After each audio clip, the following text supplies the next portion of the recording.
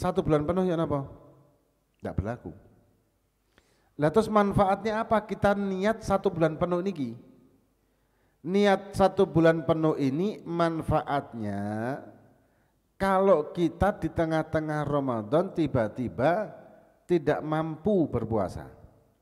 Entah tiba-tiba sakit, entah tiba-tiba koma, atau wanita haid, nifas, atau mungkin meninggal, ya, maka kita mendapatkan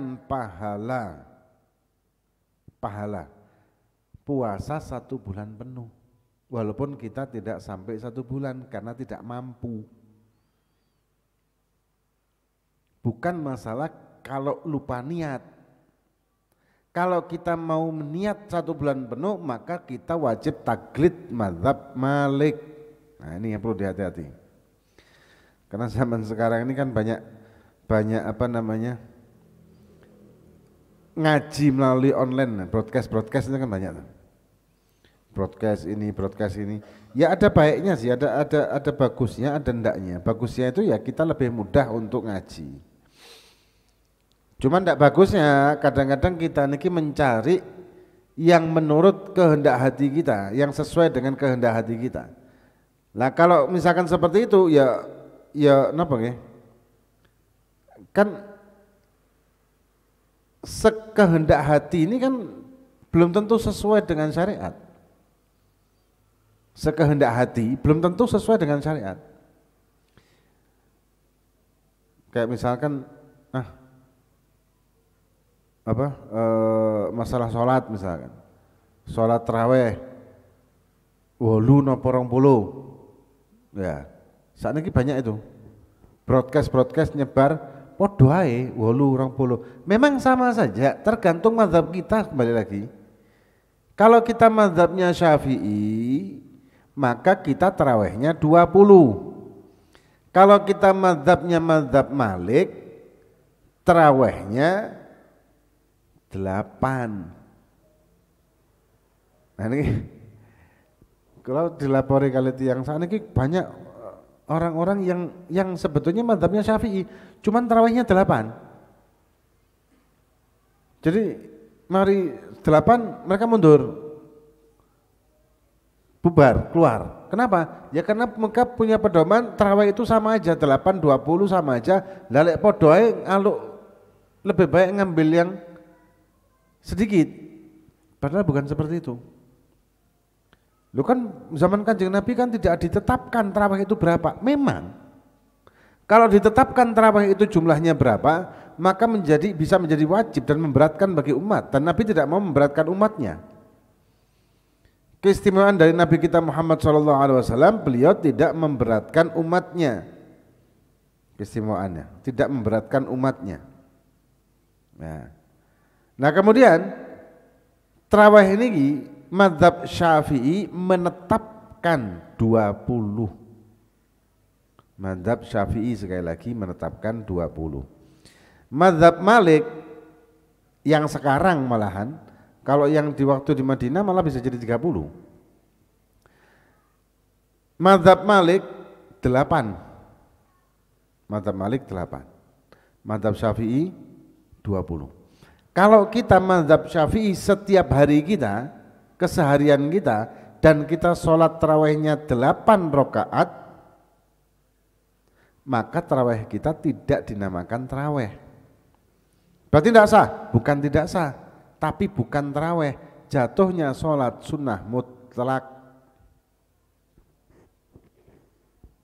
Makanya ngaji gampangan kayak gitu ya, ngaji maksudnya pokoknya cari yang lebih mudah, cari yang simple, cari yang sekehendak hati kan, ini kan sekehendak hati kan. 20 mbek 8, 20 sama 8 milih mana? Ya milih 8. Cek dang ngopi.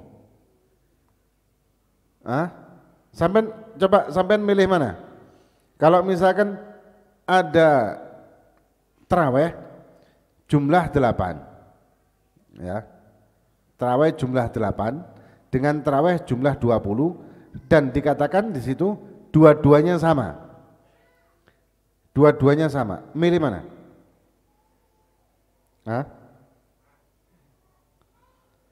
Kalau dua-duanya sama, 20 sama 8 sama.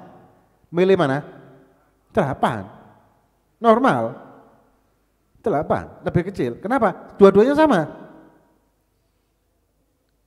Dua-duanya sama. Kalau kita punya pedoman seperti itu, ya milih 8.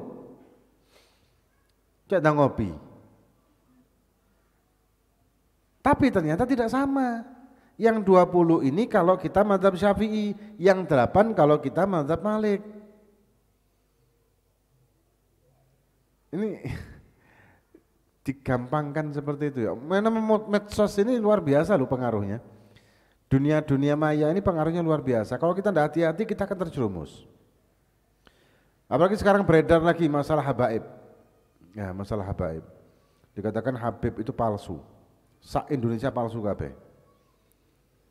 Kenapa? Karena Al-Imam Alwi bin Ubaidillah itu tidak ada, fiktif. Yang lucu ketika ditanya kitabnya apa, mereka tidak menyebutkan kitabnya. Ada satu yang menyebutkan kitabnya tapi kitabnya tidak jelas. Sedangkan yang menerangkan tentang adat duriyah Nabi di Indonesia, kitabnya sebanyak-banyaknya. Banyak kitab yang membahas itu. Kenapa baru muncul sekarang? Penolakan dan mengatakan bahwa habaib palsu kabeh sa Indonesia. Yang lucu lagi orang mereka ini punya pendapat semua habaib palsu kecuali Habib ini, Habib ini. Loh, kok nentukan Habibnya yang asli sedangkan sama-sama keturunan dari Alwi bin Ubaidillah bin Ahmad bin Isa al-Muhajir. Kan lucu ini.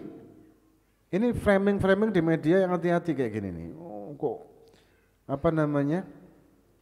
Habib palsu berarti ya sudah, kalau misalkan kita mengakui atau tidak mengakui para habaib ya silahkan, tidak usah ngambil sanad para habaib, selesai.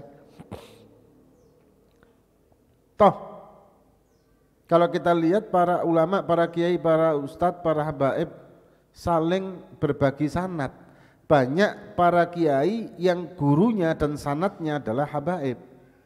Banyak juga yang para habaib punya sanad dari kiai. Kalau membenci habaib ya silahkan ngaji yo, ojo sing ono sanad habib. Selesai kan? Ya, kan enak. Selesai. Lah Mbah Hasyim Asy'ari salah satu sanad beliau adalah Al-Imam Al-Habib Husain bin Muhammad Al-Habsyi. Dulure Al-Imam Al-Habib Ali bin Muhammad Al-Habsyi. Sahibul Maulid Habib. Nah, jadi hati-hati. Zaman sekarang hati-hati. Kalau kita di dunia media sosial, hati-hati kita memakai media sosial ini. Kalau buat ngaji, hati-hati juga kepada siapa kita ngaji. Kalau hanya asal, karena hawa nafsu ini selalu menjauhkan kita dari keridhaan Allah. Itu memang tugasnya kan. Nah, hawa nafsu mempengaruhi jiwa kita untuk kita mengambil ilmu di media-media sosial atau di dunia maya ini, dunia internet ini, yang sekehendak hatinya hawa nafsu.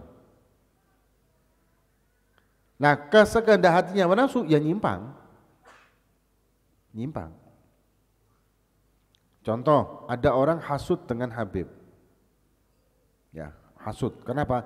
Karena dia merasa tidak dihormati, sedangkan Habib dihormati. Sebetulnya para habaib tidak boleh untuk meminta dihormati. Haram hukumnya untuk minta dihormati. Tapi menghormati mereka itu karena bagian dari mencintai Kanjeng Nabi. Dan para habaib haram untuk meminta dihormati. Tapi mencintai mereka, menghormati mereka bagian dari mencintai darah daging Nabi. Kan begitu toh? Nah, kemudian ada yang hasud. Iki Habib ilmune titik dihormati, aku sing ilmune akeh gak dihormati. Onten ada yang seperti itu. Marahlah dia.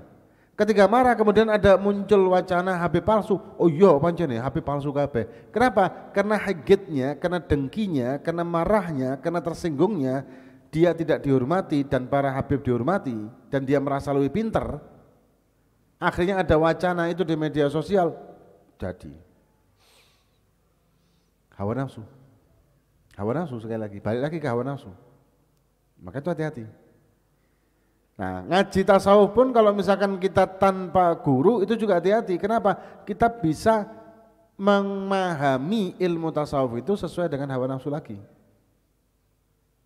Hingga Banyak orang yang ngaji tasawuf malah nggak sholat dengan pendoman sholat itu kalau sudah mencapai derajat tertentu maka tidak wajib. Kalau sudah ma'rifat gak wajib sholat. Terus ya wis, ngapain sholat?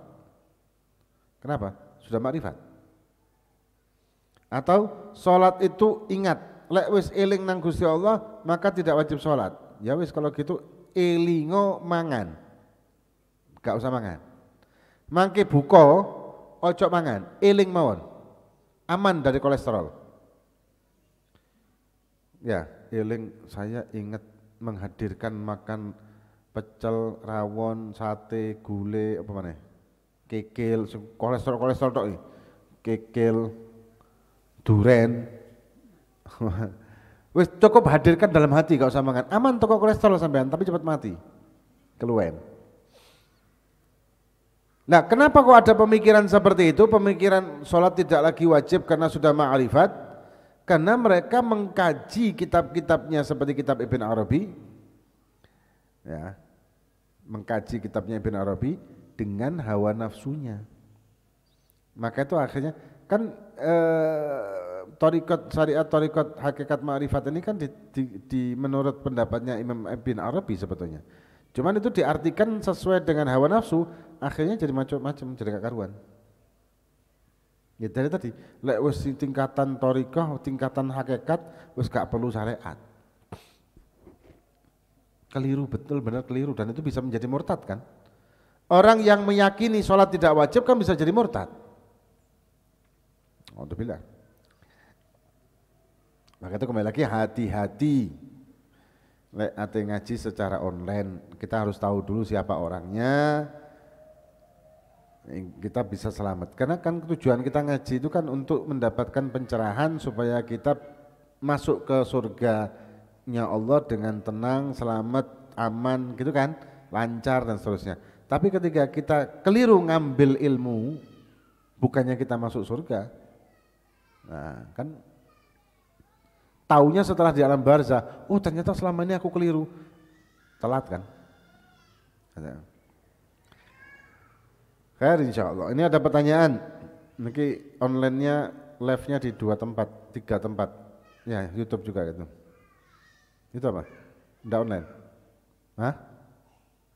Berarti online cuma di Instagram sama di ini.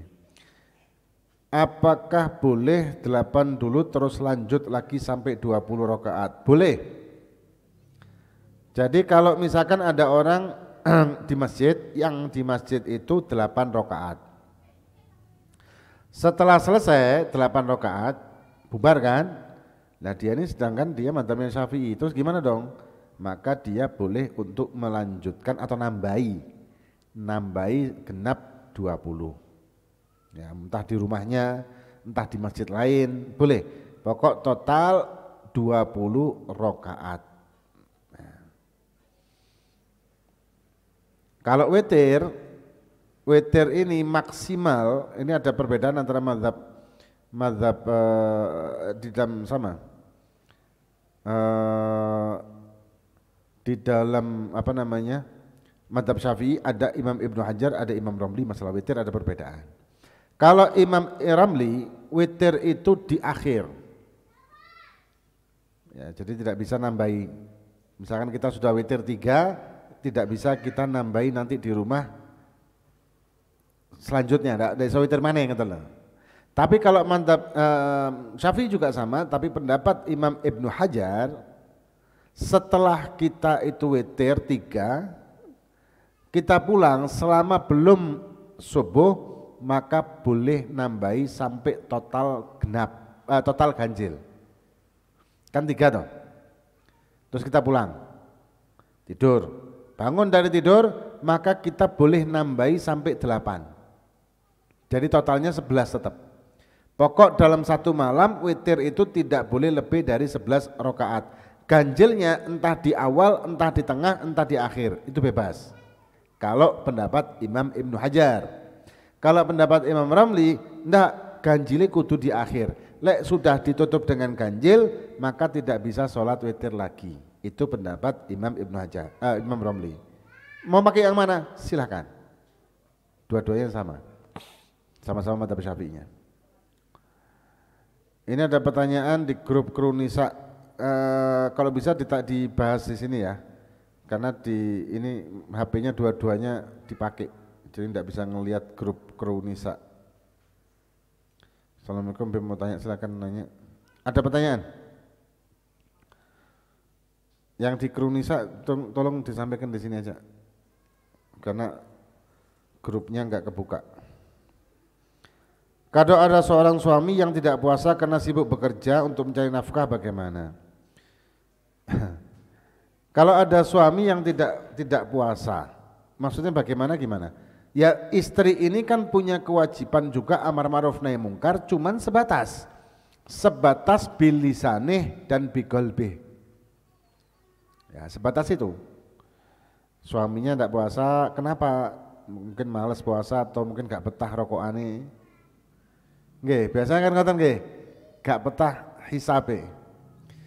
Ya tugas istri nasihati suami dengan cara bukan menggurui. Karena kadang-kadang suami itu kalau misalkan dinasihati istri dengan koyok napa nggih? Merasa direndahkan, malah ngamuk, betul enggak? Wong wedok lek ngandani wong lanang tapi nadanya itu nada kayak nada marah gitu, kira-kira diterima enggak sama suami? Hah? Iya Bu? Bu? Lek sampean nasihati wong lanang dirungokno napa mboten? Hah? Lek nasihati wong lanang dirungokno napa mboten? Mboten. Kenapa demikian? Karena orang laki itu punya jiwa pemimpin. Perempuan yang dipimpin. Manusiawi yang merasa pemimpin dikandani atau dikasih nasihat oleh orang yang dipimpinnya merasa, nah, kecuali dengan cara adab. Kalau dengan adab yang benar bisa masuk nasihat itu. Entah dengan rayuan, entah dengan pokoknya dengan cara, bukan terus sampai ini apa sih dadi wong lanang kok malah gak poso, tambah geger. Terus kesel-kesel golek duit, malah diomeli, malah tambah ribut. Harus dengan adab dan tata cara. Nah, beda dengan suami. Kalau suami wajib amar ma'ruf nahi mungkarnya itu biyadihi, dengan kekuasaan sebagai suami. Ya, jadi dengan ketegasan maksudnya, bukan dengan kekerasan. Dan puasa tapi tidak sholat. Ya puasa itu kan wajib, sholat itu juga wajib yang berbeda. Kalau ada orang puasa tapi tidak sholat, ya maka timpang kan, berarti dia menjalankan puasa dapat pahala puasa, terus tidak sholat dapat dosa gak sholat. Lah dosa ini bisa menggerogoti pahala yang dilakukan. Maksiat ini seperti karat yang gerogoti besi, jadi Kanjeng Nabi. Pahala yang kita lakukan, amal yang kita lakukan itu bisa digerogoti atau bisa dimakan oleh maksiat yang kita lakukan ini.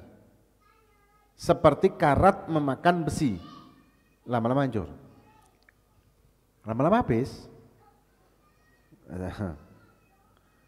Kalau dikatakan sah enggak puasanya, kalau sahnya tergantung syarat kesahannya puasa, tapi manfaat apa enggak? Ono ganjarannya apa enggak? Bisa-bisa malah hilang ganjarannya, malah sik susuk dosa. Nah. Bagaimana hukum mandi memakai memakai siwak dan memakai parfum saat berpuasa? Kalau di mazhab Syafi'i mu'tamadnya memakai siwak itu hukumnya makruh setelah ba'da zawal. Ya, setelah zuhur itu hukumnya makruh. Tapi Imam Nawawi Imam Nawawi tidak makruh. Jadi Imam Nawawi memilih untuk tidak makruh memakai siwak setelah zuhur. Kalau mazhab Syafi'i aslinya makruh, maka kita pakai siwak. Tapi hati-hati. Ketika kita pakai siwak atau sikat gigi, hati-hati jangan sampai ada pasta gigi yang masuk ke dalam. Kalau ada yang masuk ke dalam maka membatalkan puasanya. Ini pertanyaan dari jamaah Nisa, bagaimana jika orang bermadzhab Malik tapi sholat tarawihnya yang 20 rakaat? Ya tidak masalah, lebih tapi kan, lebih. Kalau lebih, misalkan ya 20 rakaat selesai, kemudian kita pindah ke masjid lain, sholat tarawih lagi 20 rakaat lagi, maka kita dapat lebih kan? Dapat 2 kali tarawih dalam satu malam. Nah, madzhab Malik yang mestinya 8, tapi dia sholat lagi jadi 16. Tidak masalah. Dia dapat tarawih berarti kan minimal tarawih kalau madzhab Syafi'i 20. Total 8 kalau madzhab Malik. Kalau lebih dari itu ya bagus kan malah. Bagaimana jika sholat tarawih yang imamnya terlalu cepat, makmum tidak selesai membaca doa? Ini banyak kasus ini ya.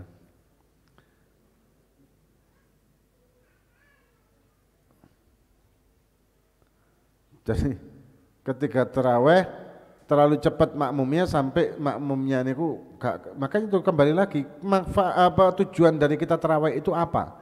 Kalau tujuan dari tarawih itu untuk mengumpulkan bekal akhirat, untuk mencapai bekal akhirat, pahala, mencari pahala, maka kita harus melakukan dengan kesahannya ibadah itu kan?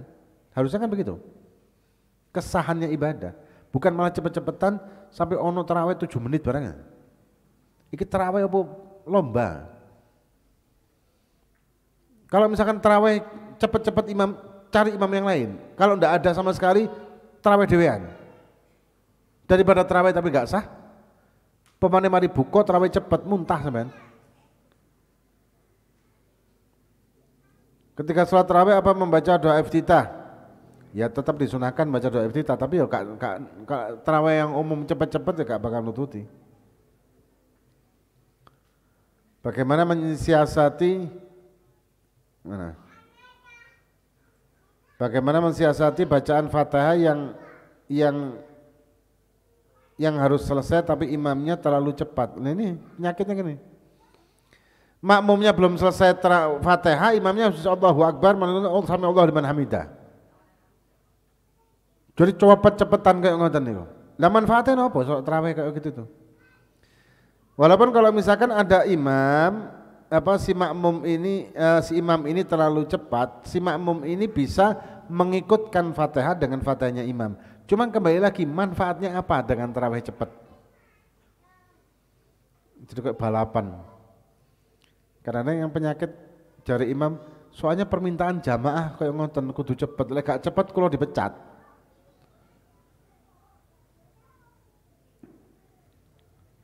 Bagaimana bacaan doa tasyahud akhir makmum yang belum selesai sedangkan imam sudah salam? Kan penyakit kan. Lek cepet-cepetan akhirnya kayak ngeten, pemane makmumnya tua. Makmumnya tua, imamnya enom, manten anyar mana? Kudu cepet-cepet mulai. Ya, pertanyaannya kalau misalkan si imam sudah salam, si makmum masih tasyahud akhir, lanjutkan tasyahud akhirnya sampai selesai. Bagaimana cara seorang anak menyelamatkan ibunya yang tidak mau berpuasa dengan sengaja? Apa bisa digodokkan untuk ibu? Tidak bisa. Sebetulnya tidak bisa digodokkan dengan ibu. Itu menggodoi puasa orang tua itu sebetulnya tidak bisa. Terus gimana caranya anak ini kalau orang tuanya tidak berpuasa atau fasik? Ya dengan nasihat, dengan amar ma'ruf nahi mungkar, dengan berusaha mengingatkan, dengan ngerayu sesuai dengan batas si anak itu tadi. Ya, batas, maksudnya orang tua kalau kita nasihati maka harus dengan cara seperti apa? Ya, cara dengan adab, cara yang sopan dan seterusnya, bukan dengan cara membentak atau memarahi. Sama kayak tadi, istri nasihati suami harus dengan cara yang lemah lembut. Jupuk natine si suami niki, bukan memarahi. Ketika memarahi malah gak masuk nasihat itu. Ya, sampean niku kok gak poso, sampean niku kok ngaji, tambah gak ngaji. Wong lanang lek dingono tambah ini kan, ya kan? Bener enggak? Setuju enggak? Hah? Wong lanang setuju apa mboten? Lek diomeli bojo ya ora apa? Porek kan? Porek napa mboten? Porek lah ya wis. Bu. Insyaallah. Nah, ini pengajian penutupan ya? Hah? Minggu depan itu tanggal berapa Ramadan? 25 anak pondok sebuyar kabeh. Berarti ini pengajian penutupan. Pengajian penutupan menjelang Idul Fitri, kemudian kita mulainya insya Allah seperti biasa. Dan ada beberapa pengumuman yang sudah saya sampaikan waktu di Ahadpon, yaitu untuk wali santri tanggal 21 anak-anak pondok dijemput. Kemudian untuk wat atau silaturahmi di Al-Huda, Masjid Al-Huda itu tanggal 2 Syawal jam 8 pagi sampai jam 9 khusus pria. Kemudian yang di Tanjung ini jam 8 juga laki perempuan jam 8 pagi 3 Syawal. 4 Syawalnya di Habib Soleh di Bareng Kartini juga insya Allah jam 8 ya. Kemudian insya Allah mohon doanya juga anak tanggal 16 Mei itu umroh lagi. Ya kemarin soalnya umrohnya ini kalau sebabnya diminta untuk mimpin jamaah gitu loh. Jadi bukan saya umroh, kan enak mumpung gratis. Jadi mungkin pengajiannya tertunda lagi. Atau lek sing ate bareng umroh kali kula nggih monggo. Tapi gak gratis. Nah, tanggal 16 Mei insya Allah saya umroh lagi. Tapi umroh tok kali Turki, yang kemarin pakai Turki. Pengajiannya berarti ada penundaan sedikit. 9 hari, 10 hari lah, 10 hari. Izin 10 hari, absen. Jadi sekali lagi ini penutupan, insya Allah kita ketemu lagi ba'dal Id di Wat atau silaturahmi di Al-Huda dan juga di Tanjung. Wallahu a'lam bishawab. Fatihah billahi fakana fidil. Wassalamualaikum Nabi Al-Fatihah. A'udzu billahi minasyaitonir rajim. Bismillahirrahmanirrahim. غير المغضوب عليهم ولا الضالين آمين. الله بحق الفاتحة وصلاة الفاتحة بركات الفاتحة تقبل منك سمع علوم وتب علينا إنك تعلم اللهم استعان بنا فينا ضمن اللهم من السوء والعافية واتنا مرفتاتك يا أرحم الراحمين يا أرحم الراحمين الحمد لله صلى الله عليه وسلم محمد وعلى آله وصحبه وسلم والحمد لله رب العالمين.